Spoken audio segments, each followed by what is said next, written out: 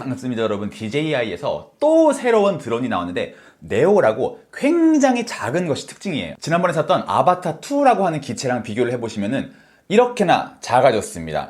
비교가 되시나요? 이게 사실 셀링 포인트는 조종기나 핸드폰하고 연결하지 않고 얘만 그냥 손바닥 위에 올려놓고 버튼만 누르면 윙 뜨면서 나를 쫓아온다는 거. 또 촬영을 해주는 기능을 강조를 하고 있는데 제가 흥미가 있는 거는 사실 그 기능이 아니고 FPV 비행이 가능한 250g 이하의 드론이라는 게 저는 굉장히 흥미가 가더라고요. 제가 얼마 전에 FPV 드론을 이제 아바타 2로 입문을 했는데 이 날릴 때는 굉장히 재미있습니다만은 가장 큰 단점이 한국에서든 외국에서든 250g 이상의 기체이기 때문에 이 기체를 미리 등록을 해야 된다든지 한국 같은 경우에는 뭐 자격증을 따야 된다든지 또 지역에 따라서는 제가 이거 날릴 거라고 며칠 전에 미리 신고를 해야 되고 우리 같은 P한테는 이건 뭐 상상도 못할 일이죠. 뭐 여러 가지 귀찮은 일들이 많긴 했습니다. 근데 얘는 무게가 135g입니다. 한국이든 외국이든 보통 250g 이하의 드론은 규제가 훨씬 덜하기 때문에 저는 이렇게 손 씻고 좀 캐주얼하게 모기처럼 날릴 수 있다는 점이 너무 매력적으로 다가오더라고. 근데 특히 저는 이 아바타 2를 살 때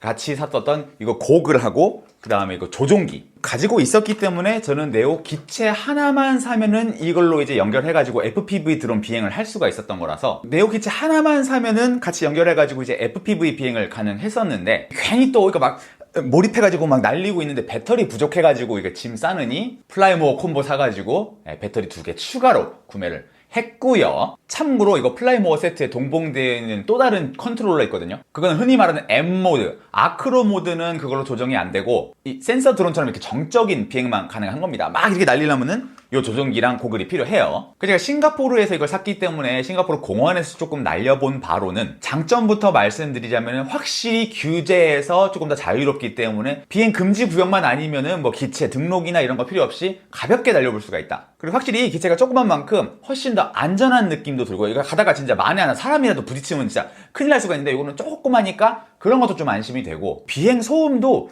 비교적 좀 적게 느껴져가지고 그래서 그런지 주변에 있는 사람들이 이거 날아다니는데 별로 신경도 안 쓰는 것 같더라고요. 그리고 시간을 재어보진 않았습니다만 체감상 이거 배터리 하나로 날릴 수 있는 시간도 그렇게 짧게 느껴지지도 않았어요. 그리고 중간에 제가 또 오버하다가 나무에 한번 이렇게 텅 하고 부딪힌 적이 있거든요. 근데 이 친구가 부서지기는커녕 추락을 하기는커녕 계속 하면서 날아다녀가지고 굉장히 충격을 받았었습니다. 그리고 프로펠러 프로텍터가 이제 원래는 이렇게 아래쪽에도 있고 위쪽에도 이렇게 두 개가 딸려서 같이 붙여가지고 오는데 저는 조금이라도 좀 저항을 좀 덜 받아보려고 이거를 띄고서 비행을 했거든요. 어쨌든 한 번의 충격에도 불구하고 멀쩡하게 부서진 데 없이 있어가지고 내구성도 뭔가 조금 좋지 않나 싶은 생각이 들었고요. 그 무엇보다도 역시 가장 좋았던 거는 이 무게 때문에 규제에서 비교적 자유롭기 때문에 국내가 됐던 아니면 해외 여행을 갈 때에도 가볍게 가지고 나가가지고 좀 부담 없이 날릴 수 있다는 점이 저는 진짜 가장 장점인 것 같아요. 물론 FPV 드론 잘 하시는 분들은 커스텀 기체 중에서 그거보다 더 작고 더 좋은 것도 많아요 하실 수도 있겠지만은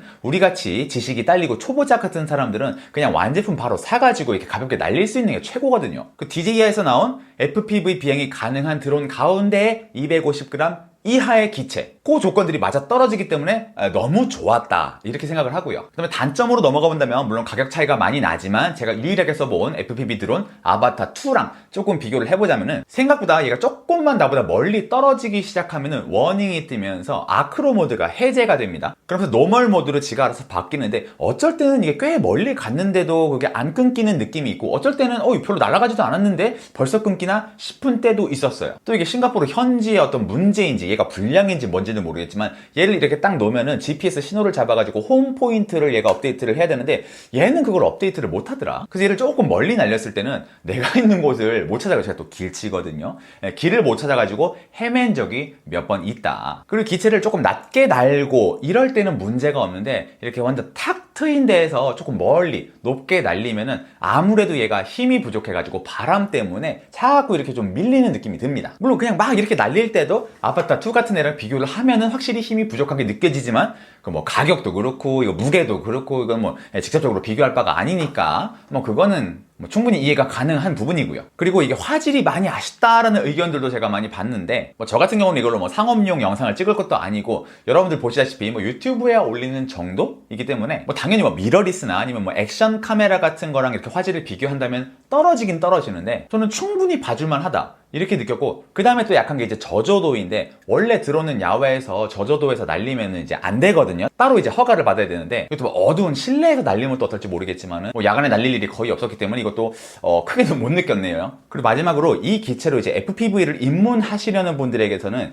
가격이 굉장히 조금 애매해가지고 그게 단점이에요. 예를 들어서 얘 하나만 살려면 24만 9천 원이거든요. 근데 얘를 FPV로 날리려고 하면은 고글하고 그 다음에 여기 조종기가 필수야. 근데 그걸 하나만 사는데 74만 9천 원입니다. 그럼 일단 이렇게 두 개만 사는데 100만 원이 들거든요. 근데 아바타2의 플라이모어 콤보를 사면은 얘가 같이 딸려오는데도 불구하고 119만 9천 원이에요. 그럼 결국에는 요렇게 사면 100만 원인데 요렇게 사면은 120만 원이다. 사실 20만 원 차이면 얘를 사는 게 맞긴 맞아요. 근데 규제 때문에 얘는 날리기가 또 더 어렵다는 문제는 있는데 기계 성능 자체는 얘가 훨씬 좋으니까. 헷갈리실까봐 따로 말씀을 드리면은 어떤 거를 기체를 사더라도 얘는 따로 사야 되는데 얘가 또 20만 9천 원이다. 근데 참고로 얘가 이상하게 일본 가서 사면 얘가 또 10만 원 중반대인가 초중반대가 현저히 싸죠. 갑자기 또 왜 그런지 모르겠네. 그래서 결국에는 조금 이런 구성들이 이상하게 복잡해가지고 본인한테 잘 맞는 구성을 잘 알아서 사야 되는데, 어쨌든 얘랑 같이 이렇게 구성을 사기에는 조금은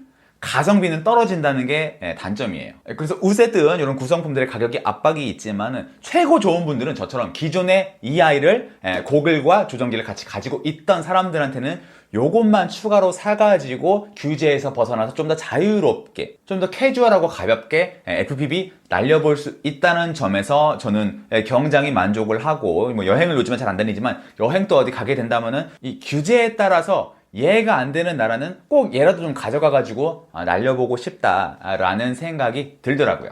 기대해 그럼 오늘 영상 봐주셔서 감사하고 저는 또 다음 영상에서 뵙도록 하겠습니다. 여러분 들어가세요.